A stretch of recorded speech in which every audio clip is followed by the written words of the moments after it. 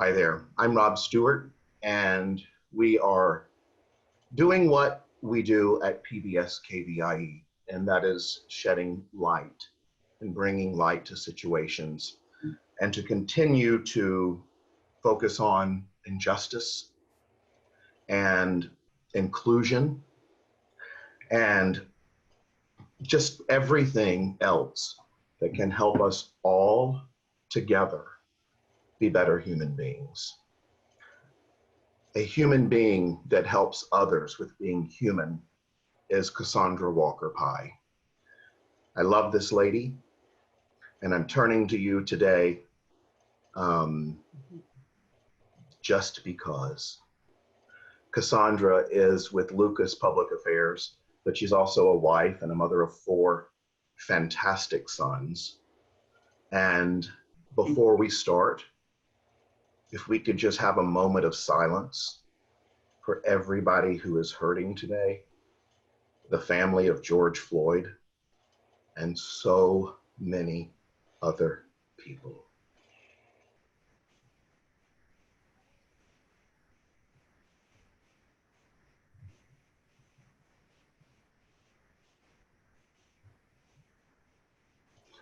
There's a song that says, "My living shall not be in vain."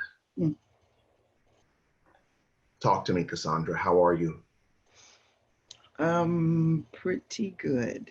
I'm doing what a lot of people who look like me are doing, and that is continuing with our days, taking care of our responsibilities, managing our emotions, but also very, very mindful.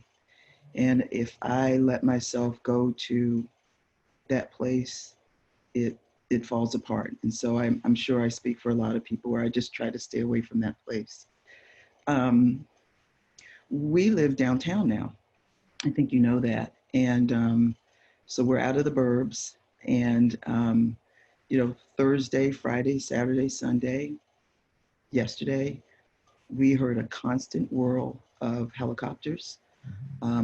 Peaceful protesters marched by right in front of our place on N Street. So we went out of the balcony and clapped and took pictures.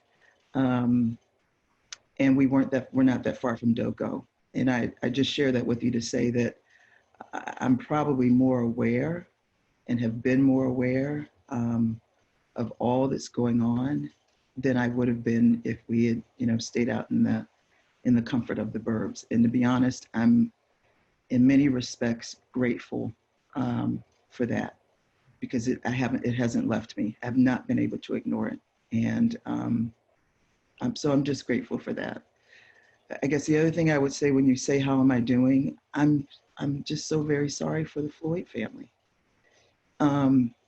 Set aside everything else. They've lost a loved one. And the whole country saw it. The whole world saw it. Everybody saw it. But when you turn all the cameras off, at the end of the day, those people have to go behind closed doors and deal with the loss. And so I'm just sorry. And I just want us all to continue to be mindful of them. And I'm just praying constantly for their peace and their comfort. So that's how I am. That's how I am. Cassandra, this has rocked this community, this country, and many places around the world. And I am heartbroken to say that this is not new. And this one has just cut deep. This human being's death, murder. And I say the officer is charged with murder. Right. As someone who looks deeply into, you teach implicit bias courses. I took one of your classes. And it's fascinating to hear you and see you work. What is this? Is this the boiling point? Is this the point where the ground speaks? What is it? Probably a perfect storm. The cameras were on. And it had just been pointed out again, not the first time, but again, health disparities. You saw pretty much the equal number of African Americans infected the same rate with coronavirus, but 50% more of African Americans died. That's right. And that is from lack of access to care, according to Dr. Janine Vera, who we interviewed from WellSpace Health, as well as generational health disparities, Correct. not by choice. Well, and then there's even more fallout. I read this morning that roughly half of all African Americans are out of work now. So money, finances. So it's finances. But before we talk about the perfect storm, I do want to call one thing out that I think is really important. And this is not an original thought, but I do think it's really important. I want to start with Amy Cooper. Big part of this. Remember also last Monday, Amy Cooper was filmed in Central Park and essentially says to a Black man, if you don't leave me alone and let me do what I want to do, I'm going to call the police and sick them on you. And I'm using those words. I'm going to sick the police on you. Because in my privilege, I know that if I call a police officer and if I say an African-American man is challenging me, 9 times out of 10, I'm going to get the benefit of the doubt. It's that context and that background that you then have a murder take place on a video in the midst of coronavirus, to your point, economic, a lot of fear about the economy, for people who are already at danger of falling through the cracks anyway. This call out, as you said, on health disparity. But there are other things, Rob. Leadership gap, lack of hope. When we get into tough times, whenever we've gotten into tough times in this country, as long as I've lived, there's always been 1 or 2 or 3 pillars who we've been able to look to say, slow down. Let me give you some hope. Let me hold out a light. Let me share with you some thoughts. Let me give you a bit of my heart so you just don't despair. And I think what we saw in addition to anger, and what we're seeing in addition to anger and frustration, is despair and lack of hope. And if you don't feel like, and I know a lot of young people who feel this way, I've talked to my kids about it, if you don't feel like there's something better coming along, and I think a lot of people feel that way right now, what do you do? So I do think it was a perfect storm. But I don't want to lose sight of the fact that a man was brutally murdered. And I've only seen the video once and I'll probably never see it again. What you saw in that video was absolute, blatant disregard for life. Period. I think that's what makes this one so hard. You could make an argument sometimes in police-involved shootings that someone's feared for their lives, that an officer feared for his life and therefore had a knee-jerk reaction or had a reaction that may have been rooted in bias or may have been rooted in racism. This dude wasn't scared. He wasn't fearing for anything at all. There were people pleading with him. You're talking about, Cassandra's talking about the police officer. Wasn't scared at all. To stop. So this one was really different and really hard. And I think, I'm going to come to this. The only reason I watched the video after only seeing some photographs is there was an article written by an African-American woman that called out the fact that he called his mama. And so I had to watch the video because I'm somebody's mama. And, you know, the only thing I want to say to people who don't look like me, there are lots of advantages to privilege. And I'm a person of privilege, undeserved, and you are, and many of the people that we surround ourselves with are. The one thing privilege I don't have is the ability to sleep at night peacefully. If I know any one of the Black men in my life is out on the street, walking, running, driving, when the door clicks many nights and I hear Kelvin coming in, I can relax. When my oldest is riding up from San Jose and says, I'm not going to get in until 2, I set my alarm. I find my friends on my phone for my late 20s and early 30s sons, because I just want to be sure if I wake up in the middle of the night and I pull up, find my friends, that they're at their home addresses. I don't have the privilege of ever trusting that any one of the men in my life will get home safely because of the way they look.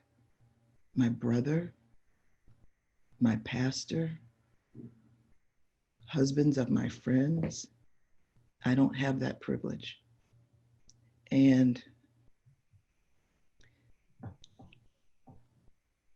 that's probably the hardest part of all of this. I'll never have it. It hurts my heart. So if you can get that across to a few people, it's a big deal. I was asking several people who were out the past several nights, and they said, where is our, now I'm quoting people that I interviewed as a journalist, okay? Mm-hmm. Because I was asking, what is it that overhead we're missing? And they said a moral compass of a leader of hope. That is what someone said to me in an interview. I wrote it down.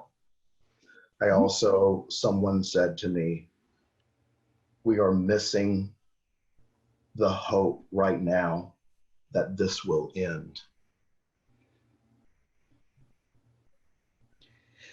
Yeah, I touched on that earlier. A huge leadership gap, and this is not a partisan statement. I'm Mine isn't either. a patriot. I love my country, always have, with all its flaws. Couple things.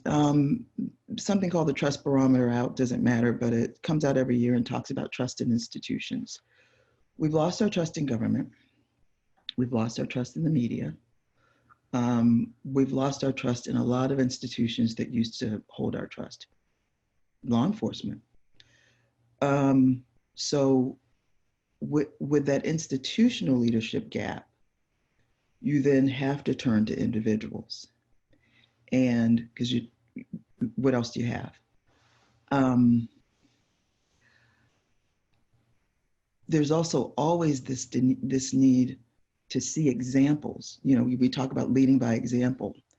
So you've also got to have a few people that just behave the way we all ought to behave, just to remind us. And we need a few people to lead us and remind us of what our better selves ought to look like. So we need a little bit of that. We need the hope that you described, because if without hope, what's the opposite? Despair. And what you're seeing out a lot of what you're seeing out in the streets right now is a result of despair.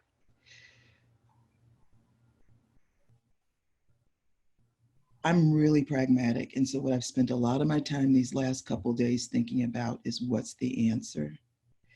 And I guess I would say is if there is a lack of trust, and if we are lacking in leadership nationally, state, regional, sort of in a variety of places, we're going to have to take it upon ourselves.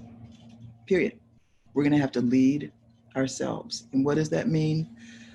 For me, I mean, I came on here to talk to you very reluctantly. I know you did, and I'm so glad you did. Because, just because. But I also know that I was asked to do this for a reason, and that I have a responsibility as a leader in the region to speak up. I think there are those of us who can also educate, particularly help to wake up, I'll say, some of our privileged friends. I'll put it that way, and I'll come back to that. I said this to a friend in a text who was really, so much despair, mother of 2 African American daughters. And I said, all I can say to you is a person at a time, a prayer at a time, a day at a time. Call someone who needs to understand what you're going through and see if they will listen to you. That's leading. I've seen a number of pieces on, literally friends who are recommending reading lists to their white friends. Works for me. You all do a remarkable documentary on the Reconstruction. America After the Civil War, I think is what it's called. We use, as you know, the PBS documentary, Race, the Power of an Illusion, extremely powerful because it helps to make sense of the economic disparities. And the economic disparities in this country didn't just happen, they were codified. And they were codified based on race. We defined what whiteness was and is, and then we set up economic institutions to favor whites. I'm not making it up. I didn't pull it out of the air. Right. Those who don't know that, and those who don't know that need to know that. And I've had friends who've said to me, I just didn't know. People who've gone through the bias training and watched that PBS video have said, I'm just sorry. I didn't know. I didn't have a reason to know.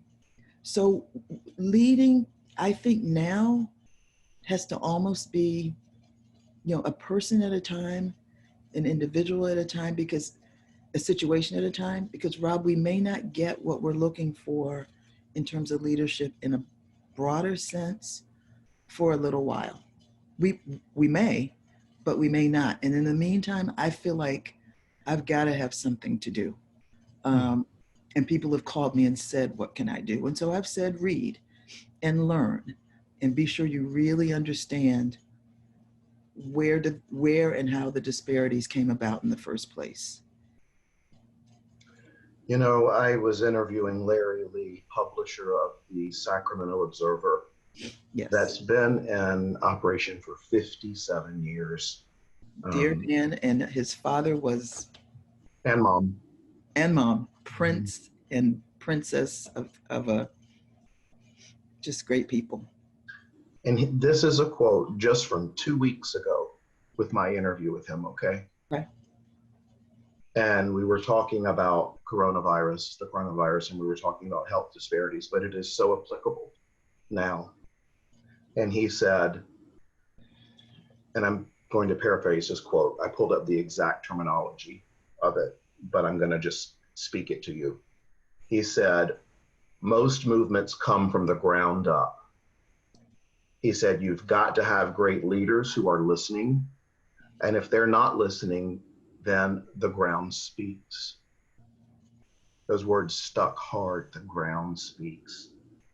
And if they're not listening, the ground will continue until it changes leaders.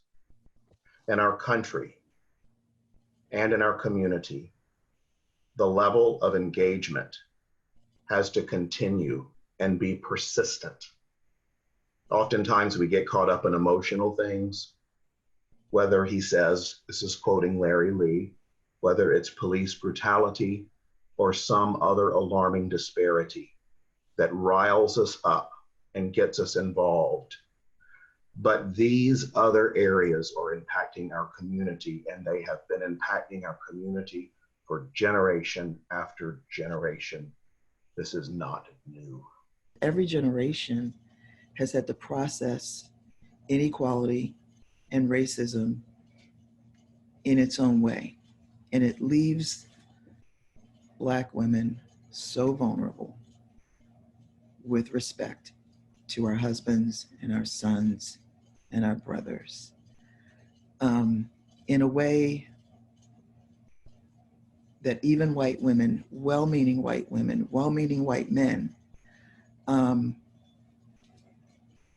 who've been on the front lines with us, and I acknowledge that, but ways that they'll never understand or be able to take part to.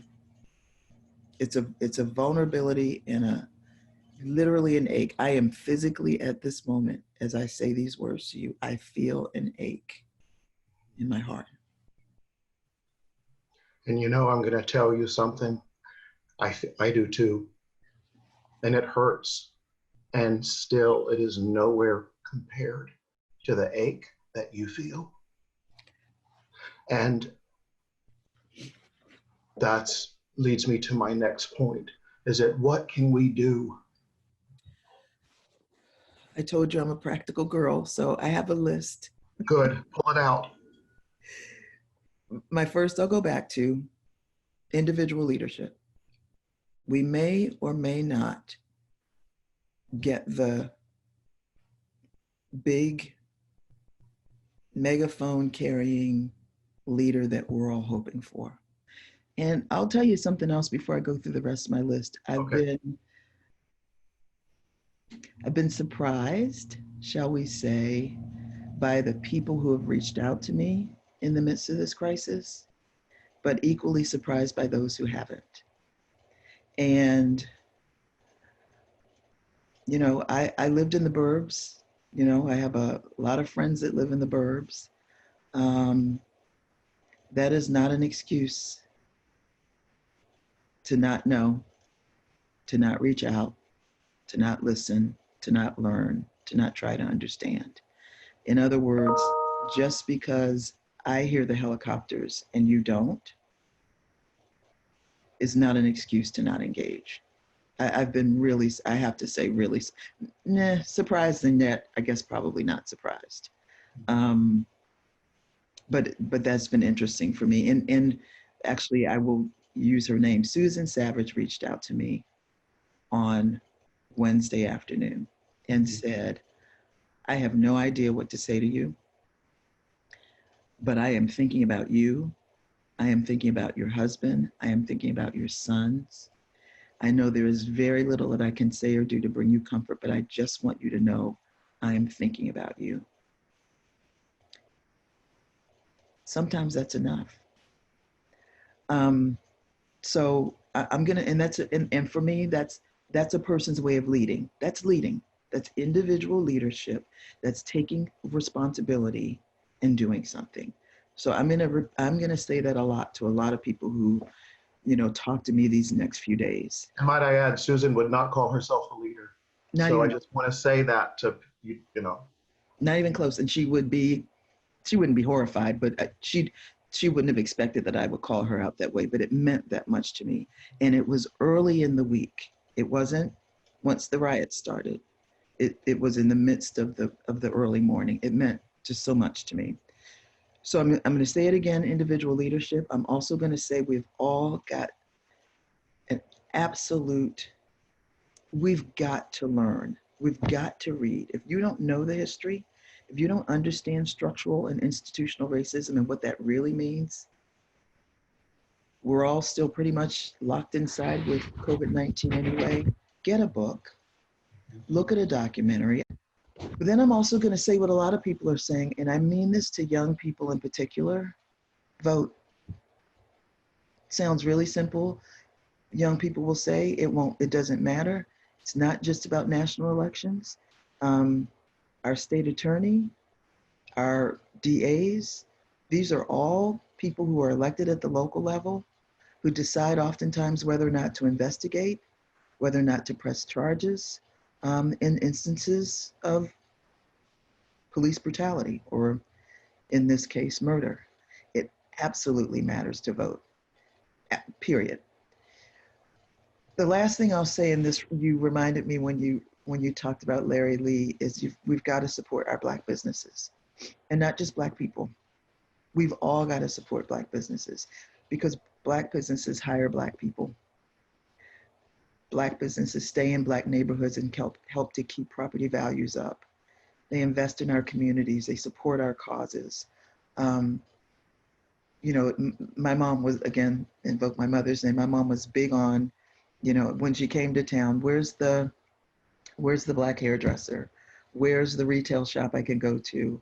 You know, where's the Black restaurant that we can be sure that we patronize? That is very much a part of my, it's very much a part of my upbringing, and I do a lot of that myself. But we shouldn't only support our Black businesses. Everybody, particularly now, needs to support our Black businesses because they invest so much in our communities. That's my list.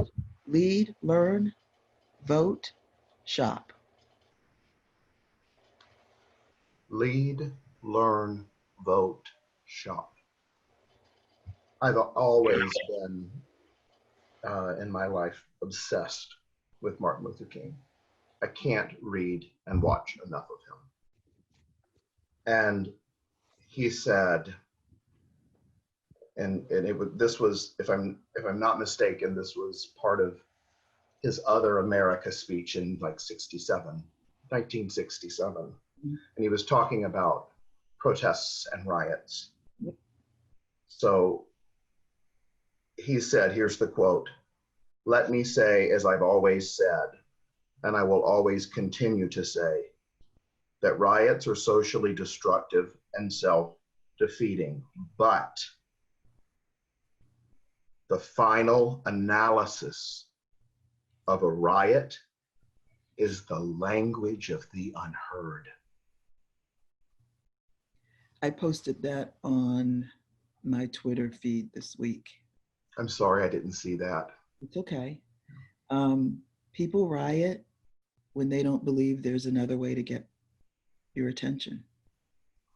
I don't endorse looting. I don't endorse rioting, as I share with you. I mean, one of the most heartwarming moments of the weekend was when we heard the peaceful protesters go by, and I'm sheltering in place with my husband and 2 adult children, and we all sprang up and went out to the balcony to watch. And they were socially distant, they were wearing masks, and they were chanting peacefully.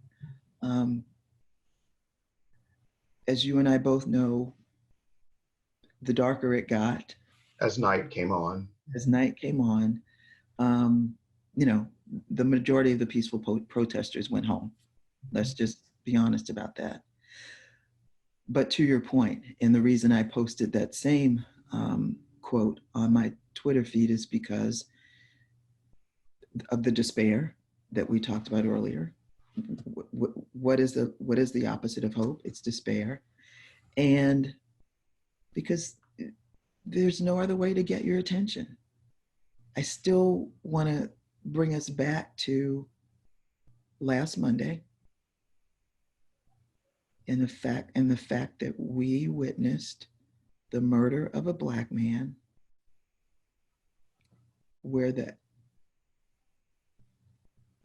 absolute disregard for his life was so remarkably blatant and so callous and so devoid of any fear.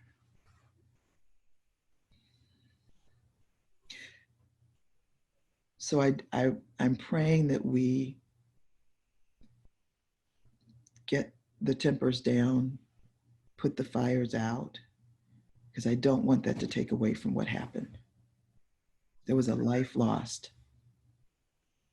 I was reading some analysis of the comment that Dr. King made, and it speaks to what you just said.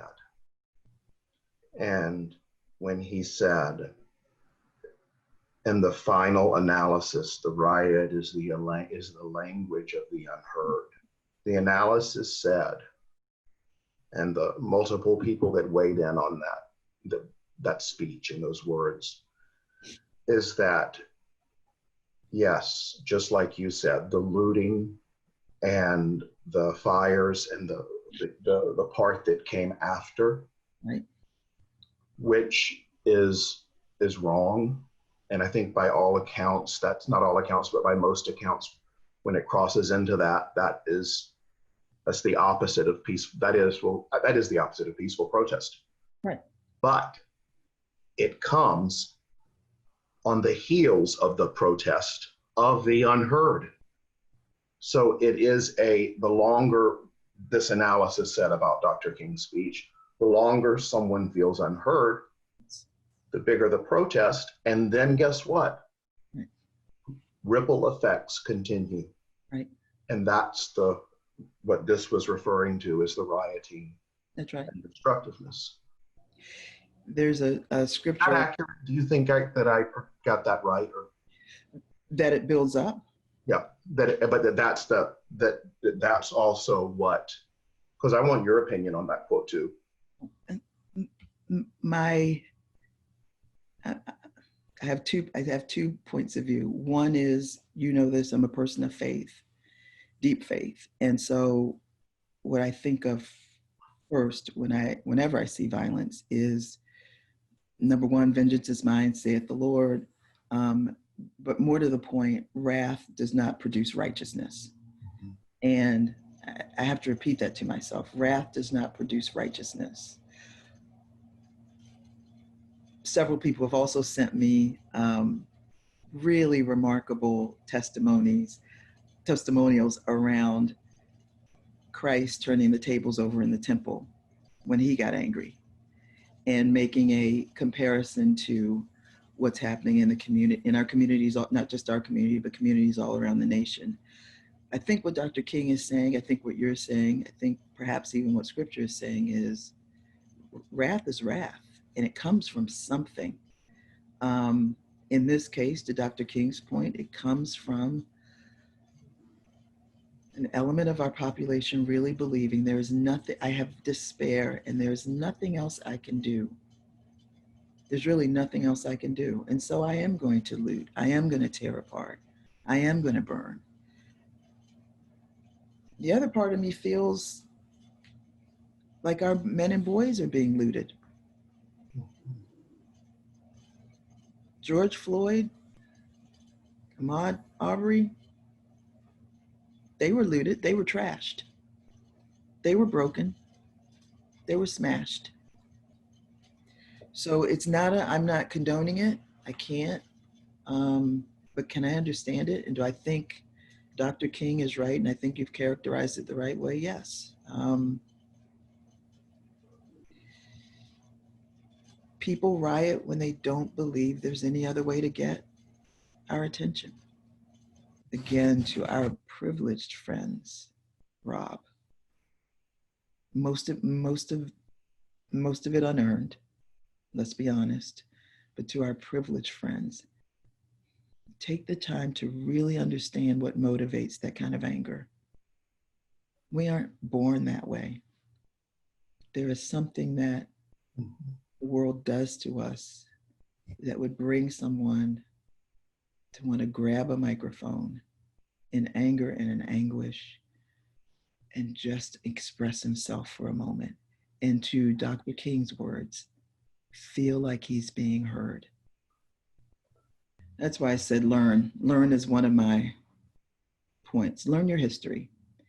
And I'll admit this, I made this mistake. I sort of assumed that everybody knew that the GI Bill created a middle class in this country, but excluded Black and brown people. I just assumed people knew that.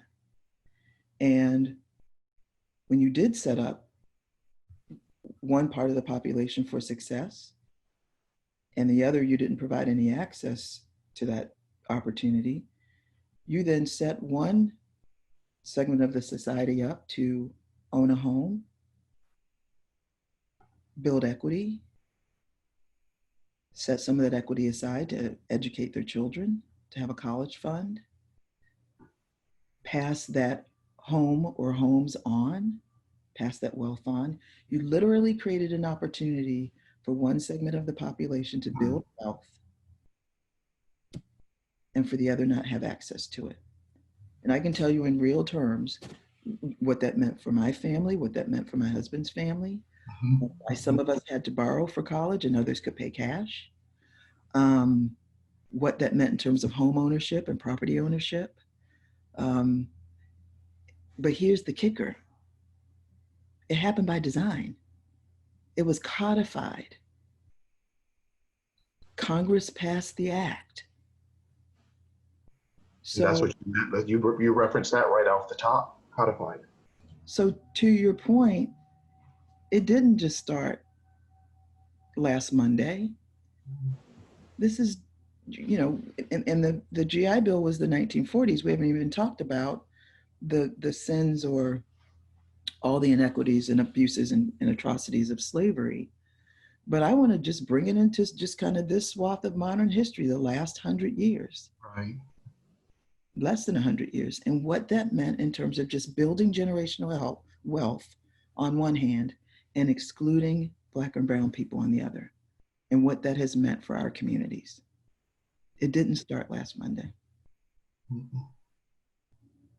Speaking of last Monday, I'd like to also end like we began with a moment of silence and a moment for George Floyd.